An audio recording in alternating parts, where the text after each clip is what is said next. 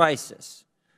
Lessons learned, I think the key lesson learned is that Dr. Fauci misled the country, and he did so right from the get-go. By February 1st, 2020, Dr. Fauci knew 7 fundamental facts, represented by the first 7 posters behind me, 7 fundamental facts that he did not share with the American people. First, he understood that American tax dollars went to eco-health, and that money was then funneled to a lab in Wuhan, China. Second, he knew eco-health was given an exemption from the pause on gain-of-function research. Third, the security standards at this lab in China were deficient. Fourth, Dr. Fauci knew that EcoHealth was not in compliance with their grant reporting requirements. They weren't adhering to the contract. Fifth, gain-of-function research was in fact being conducted in the lab in Wuhan, China. Sixth, the P3CO interagency review process wasn't followed in approving the grant to EcoHealth. And finally, 7, Dr. Fauci likely knew, let me say it the other way, Dr. Fauci knew that the virus likely came from the lab that our money was sent to. So think about it. American tax dollars went to a company that wasn't properly vetted, that didn't comply with its contract, who sent that money to a lab in China that wasn't up to code and was doing gain-of-function research. And what happens? The very city where that lab is at, a deadly virus breaks out, a deadly virus that would ultimately kill 6 million people around the world. And what did Dr. Fauci do when he had this information, again, February 1st, 2020? What did he do with this information? Did he tell the President of the United States? Did he go to the Commander-in-Chief and said, hey, we got a deadly virus that's broken out in China, in Wuhan, where we've been sending American tax dollars to a lab that's not up to code, that's doing gain-of-function? Did he tell the President of the United States? Didn't tell the President. Did he tell the Chief of Staff? You know, maybe he thought, you know what, I don't want to take this bad news to the Commander-in-Chief. Maybe I'll give it to the Chief of Staff. I know he'll tell him. He talks to him every day. Did he tell the Chief of Staff? Didn't tell him either. How about the experts in our government? Did he tell his boss? Did he tell Secretary Azar? Did he tell Dr. Redfield, Dr. Birx? Did he tell Dr. Giroir, one of our witnesses today? Didn't tell any of them either. No, what he did instead was organize a conference call February 1st, 2020, 2 p.m. with him, Mr. Collins, and 11 virologists from around the world who he had been handing out American tax dollars to for years and years and years. And on that call, it's interesting. On that call are a couple virologists, Dr. Gary, Christian Anderson, who had said things like this. Here's what Christian Anderson said: virus looks engineered, virus not consistent with evolutionary theory. He said that on January 31st, the day before. Dr. Gary said on February 1st, that very day they had the conference call, I don't know how this gets done in nature, but it would be easy to do in a lab. They all get on this conference call, they get their story straight, and 3 days later, the very people who said this thing came from a lab change their tune and say that anyone who thinks that's crazy. Wow, that's a dramatic change in a matter of days, and the only real intervening event was this conference call that Dr. Fauci organizes.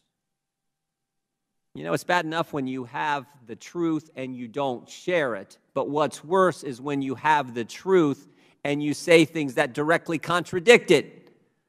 Dr. Fauci told us over the last several years it wasn't our tax dollars. Yes, it was. Right there's the grant to EcoHealth. He told us it wasn't gain of function.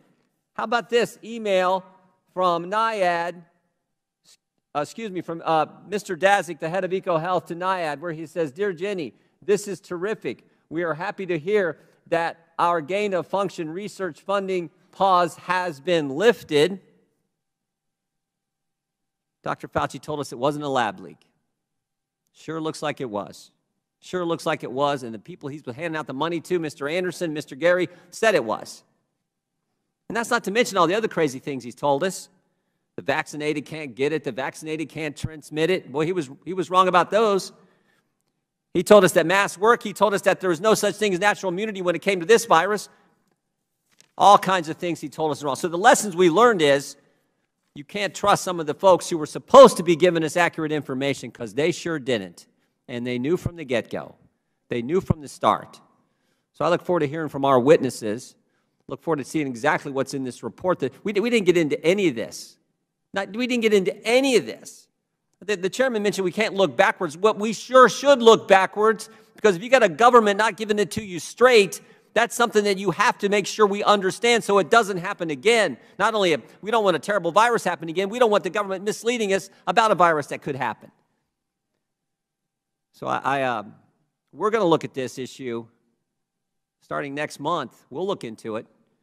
And we'll make sure the country gets the facts like they should have had, on February 1st, 3 years ago. With that, Mr. Chairman, I yield back. I now recognize Mr. Jordan from Ohio for 5 minutes. Thank you, Mr. Chairman. Mr. Ratcliffe, I think Dr. McCormick was on to the right question. It seems to me the fundamental question is why? Why did they lie to us? And why is it taking so long? You point this out in your testimony. Why is it taking so long for every government agency to admit what we all know? Because belief in a lab leak as the origin of, as the start of this, is not a conspiracy theory, is it, Mr. Ratcliffe? No.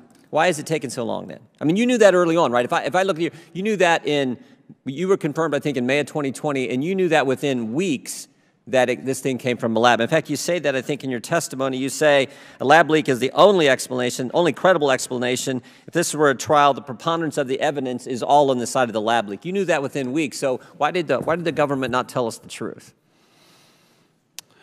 Well, I think, you know, when you look at the intelligence community report that the Biden administration put out in October of 21, they acknowledge that China's refusal to cooperate, but the report in any way ignores what I think is the inescapable fact and reality that if the CCP had anything exculpatory, anything at all, anything that would be helpful to showing that no one was to blame for this, right, that this occurred naturally, that they would share that. And, you know, why not share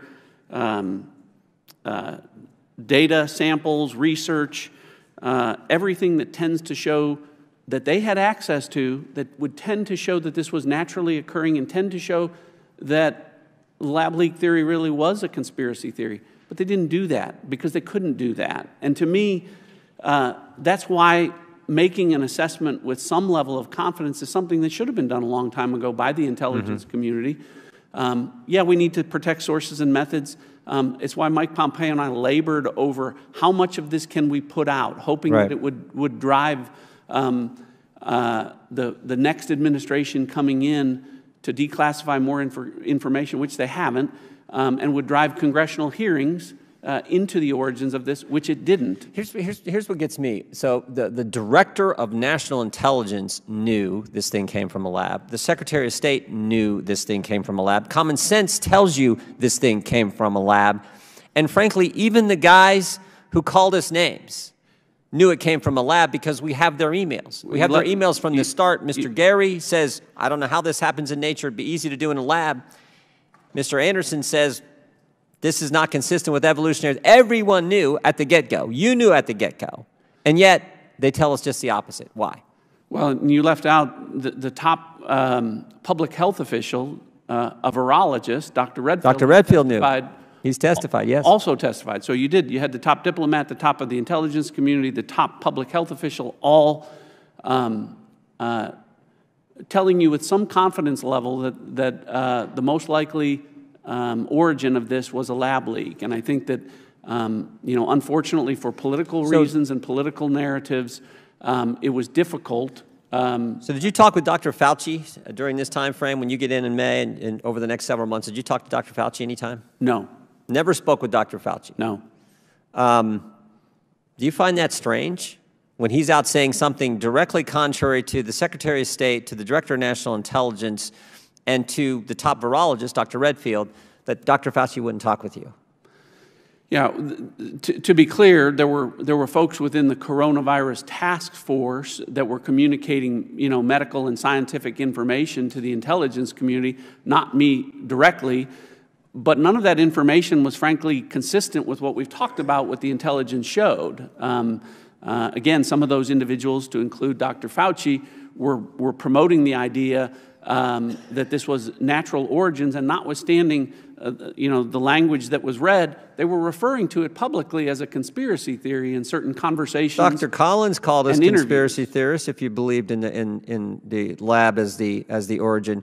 Tell me why do you think Fauci and Collins took that? I got my theory, and I think I'm right, but I'd like to hear from the Director of National Intelligence what he thinks Fauci and Collins' motivation for sharing false information with the American people. Well, I think the best evidence of that is their own conversations, which say that they didn't want unwarranted or unwanted, or I think the term was unwanted attention to the relationships that were taking place between Western virologists and those working within the Wuhan Institute of Virology, and funding sources for some of that research. Our money to a lab in China that wasn't up to code, that was doing gain-of-function research, and that's where this thing came from. That's what they didn't want us to know. Do you agree with that, Mr. Ratcliffe? I do agree with that. That's important. Thank you. I yield back.